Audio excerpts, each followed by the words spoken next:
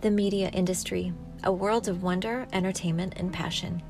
An industry of collaboration, business, and community. We see film and stardom in faces of directors, producers, actors, writers, and singers, among many other creative professionals that make a film possible.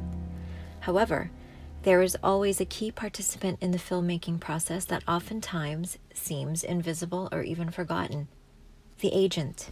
An agent is responsible for finding and securing jobs for his or her roster of talent and creative artists.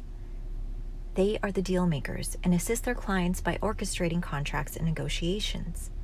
They specialize in several departments ranging from modeling agencies and sports agencies to theatrical and commercial talent agencies and literary agencies.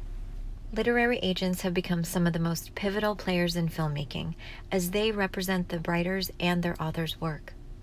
In the current state of the film industry, book-to-film adaptations and films based on source material have been some of the most successful films.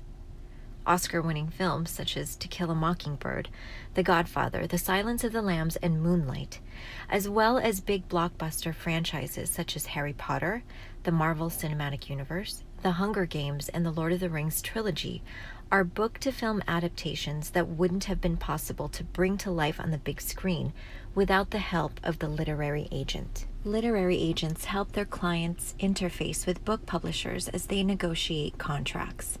They organize licensing deals, review manuscripts, and put together pitch packages. They are individuals aware of legal issues that protect the author's financial and legal interests. In December 1960, Variety announced that the motion picture rights had been purchased for Harper Lee's novel, To Kill a Mockingbird. Although Lee herself declined screenwriting duties in favor of the more experienced Horton Foote, she was still very much involved in the production of the film. In April of 1961, Variety then reported that the film would be produced by Anthony Productions, owned by lead actor Gregory Peck. The author Lee, who was represented by Samuel Pincus from the literary agency Mackintosh and Otis, and film agent Maurice Kane, then sold the movie rights to Universal Pictures. The Lord of the Rings franchise is a series of adapted screenplays from the Tolkien books. Exclusive worldwide rights to motion picture for The Hobbit and The Lord of the Rings were sold by Tolkien himself to United Artists in 1969. After the author sold the rights for just over £100,000, they have since passed through the hands of MGM, producer Sal Zantz and Miramax, before New Line Cinema released Peter Jackson's 6 mega-hit adaptations.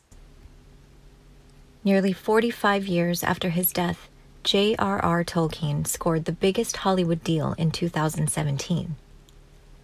Amazon Studios beat out Netflix for a $250 million rights deal with the Tolkien estate, publisher HarperCollins, and New Line Cinema that includes a 5-season commitment to bring The Lord of the Rings to the small screen. An example of book-to-film adaptation, before the birth of the agencies as we know them, is the film The Jazz Singer.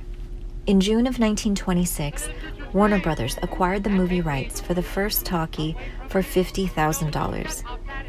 It marked the rise of the talkies and the end of the silent film era, and it was an adapted screenplay from the play written by Samson Raphaelson based on his own short story, The Day of Atonement. The film, directed by Alan Crosland and adapted by Alfred Kahn, was released on October 6, 1927. Even though agents seem to be the invisible powerhouses of the industry, they've been present for almost 100 years. You don't think that I've been on the phone? You're the most powerful agent in the business, right?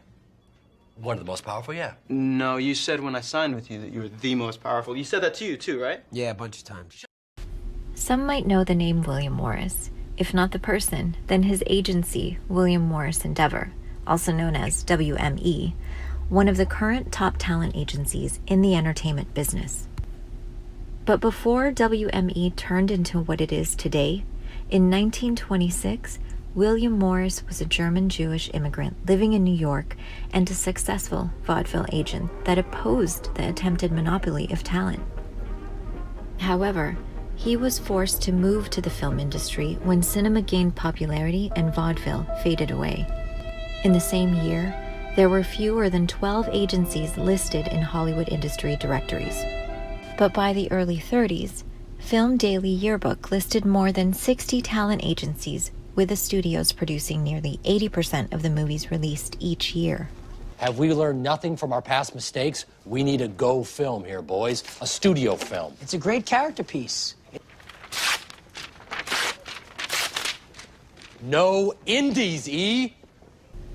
Actors were signed and locked into 7-year contracts during that period. And depending on their film's performance at the box office, they could get their contracts renewed or updated, but never terminated. If their films didn't do well, the studio would punish them and they could be out of work for months or years, but unable to be released from their contracts or go to another studio.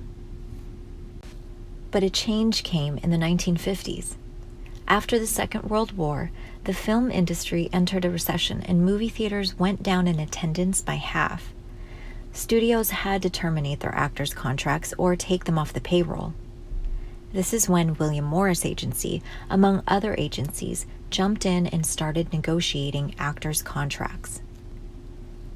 The main changes were film-by-film short-term contracts with a percentage of the film's profit going to the actor, depending on the actor's name. Agents would also start packaging the films, and by the 1960s, it was estimated that 2/3 of the films Hollywood made each year were pre-packaged by agents for their clients. In 2009, William Morris Agency merged with Endeavor Talent, becoming William Morris Endeavor, otherwise known as WME. The company evolved from a simple film agency into an equity player in the industry and started its own production company, where it developed and packaged its talent's content and sold the programming to networks. This allowed WME to share in the profit participation. WME led the way for other agencies to follow suit. In 2019, the Writers Guild of America filed a lawsuit against the agencies, citing packaging fees as a violation of state and federal laws. Effectively, agencies were prioritizing their own profits over their clients' priorities, a clear conflict of interest. The WGA has instructed all their members to fire their agents. Currently, the negotiations for an agreement are still not settled. However, many smaller agencies have promised to end packaging fees. With the loss of the revenue stream, agencies will be forced to reinvent themselves, as they have since their inception.